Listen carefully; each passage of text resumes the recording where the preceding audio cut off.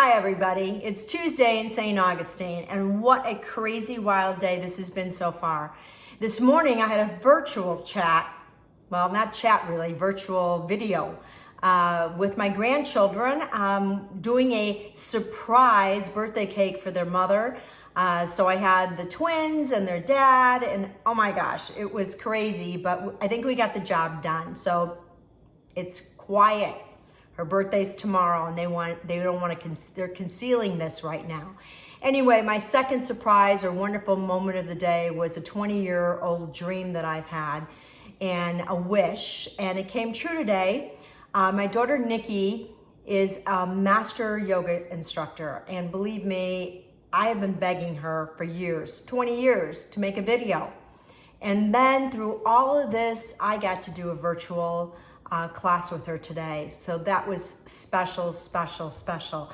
And she's going to continue doing this over the next 4 weeks for sure. So I couldn't be happier. And what we really worked on today was opening up our lungs and breathing. So one of the most important things that we need to do right now is to exercise our lungs and just stay strong. So I am going to do something crazy today. I'm going to look around in my cabinets and in my refrigerator, and I have nothing planned, and let's see what I come back with. Something quick, something available. All right, see you all soon. Okay, here I am, everybody. I'm ready to start my creation.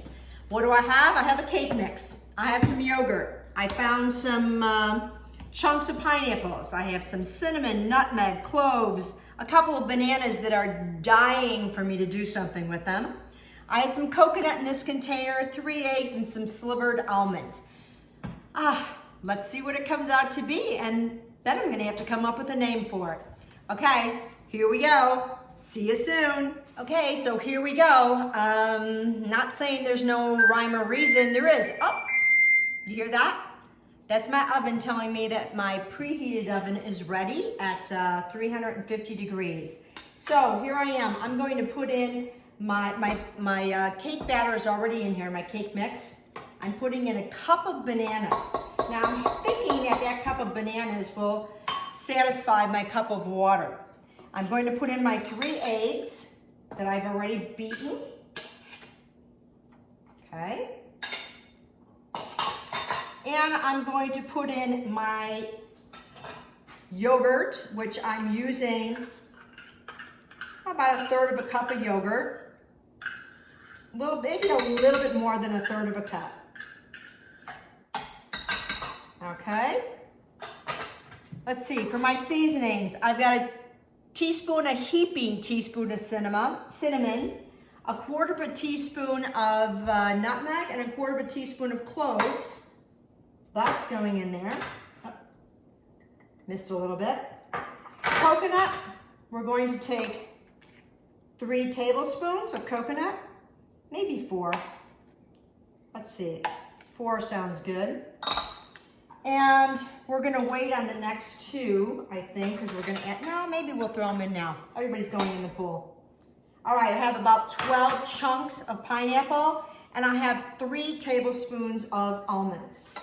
So let's see what we get out of all this craziness. And let's mix it.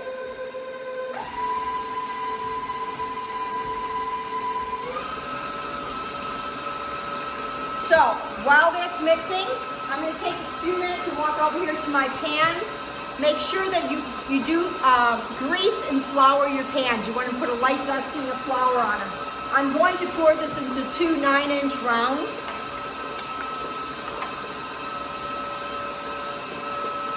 Looking good. Get myself a spatula here.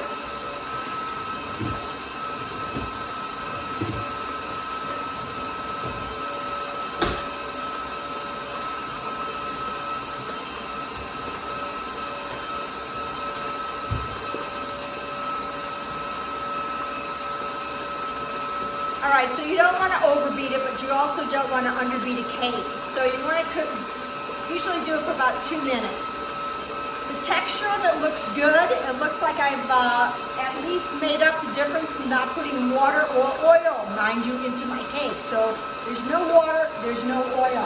I substituted the water with my bananas, and I substituted the oil with my yogurt. Stop it here for a second, and we're going to just move it around. I don't know about you, but I still like to taste my batter. I know there's raw eggs in there, but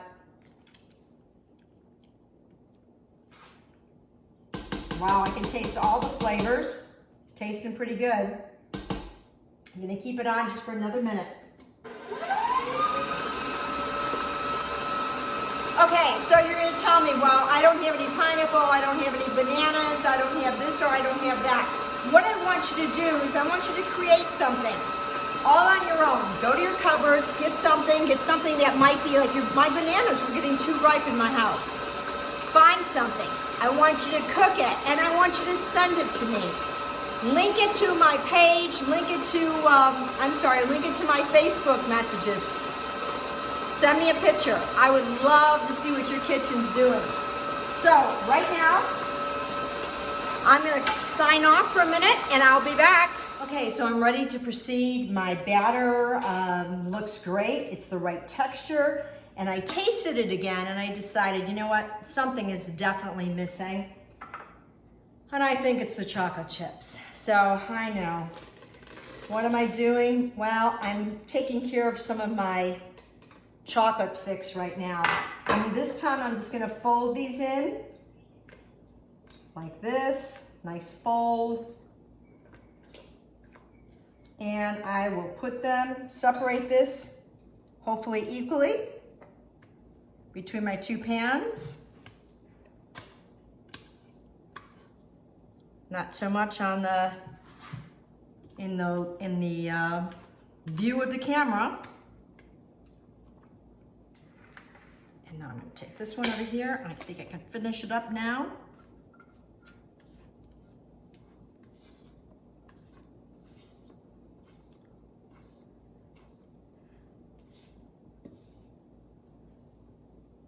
So sometimes I get really anal when I bake, and sometimes I don't. If I'm following a classic recipe, I am very precise at what I do. But if I'm just doing something like this, I just wing it. What's the worst thing that can happen? It doesn't taste good? No, I think it'll taste good. It may not come out the way you expected. It may not have that spring, or it might be more dense. But you know what? You're never gonna know unless you try. So because I am very anal about what I do, and I don't want one of these to be higher than the other one, I'm gonna take out my scale, and I'm gonna put this on and weigh this one.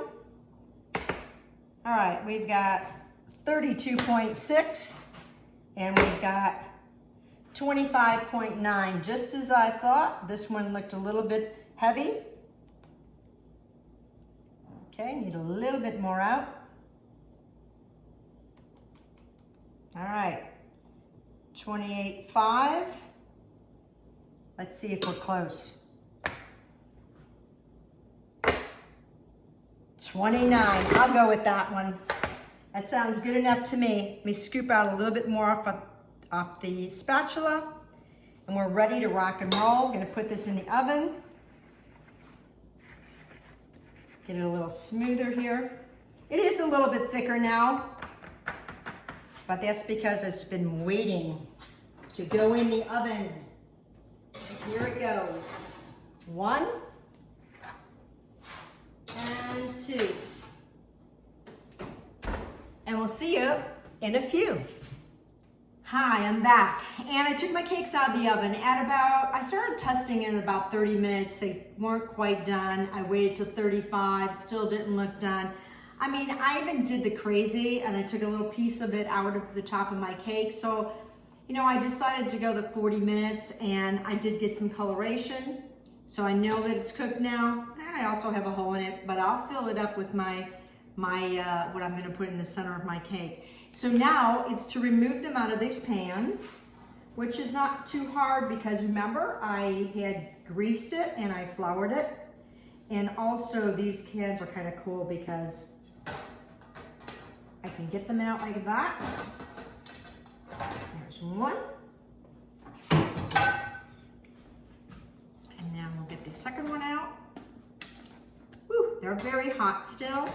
So I'm gonna take this one out. We're gonna let it sit here on the tray for a few minutes. And we're gonna let it cool off until I do the next step.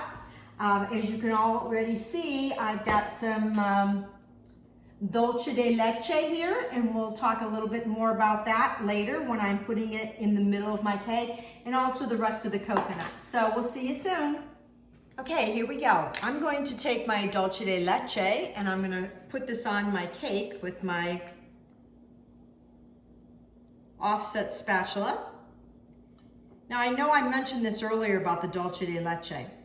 I know everybody doesn't happen to have this in their freezer. I happen to have it in my freezer. That's all part of why I said just look around, see what you have, see what you can use. I will tell you, you can buy dulce de leche in a can.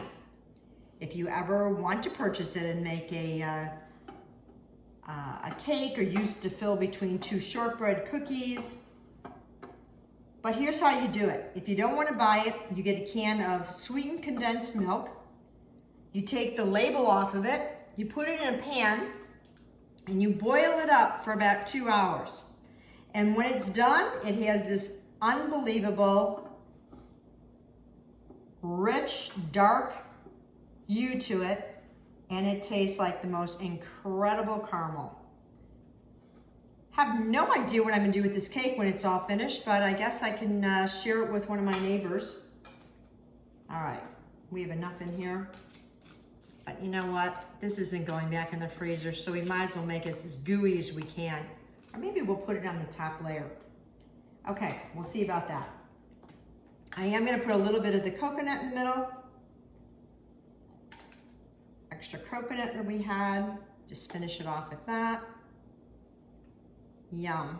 All right, I took loosen this up, and we'll put this other layer right on top. Like that, voila. Okay. Send this off to the, and you know what?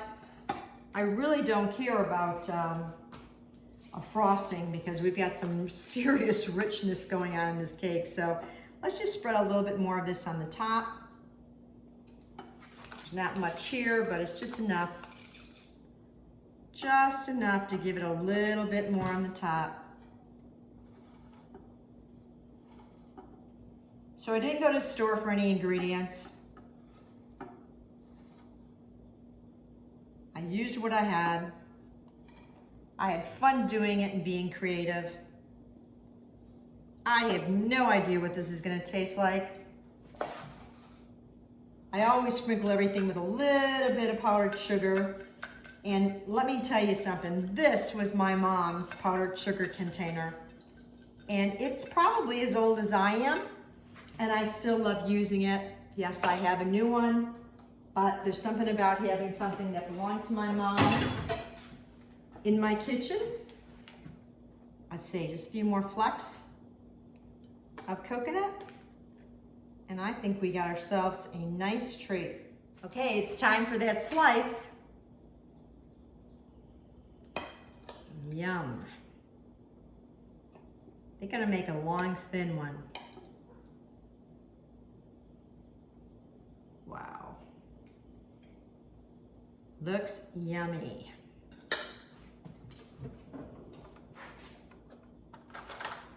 And it's time for the taste test. Oh, I could see that chocolate, I could see the coconut, and it's very, very, very moist.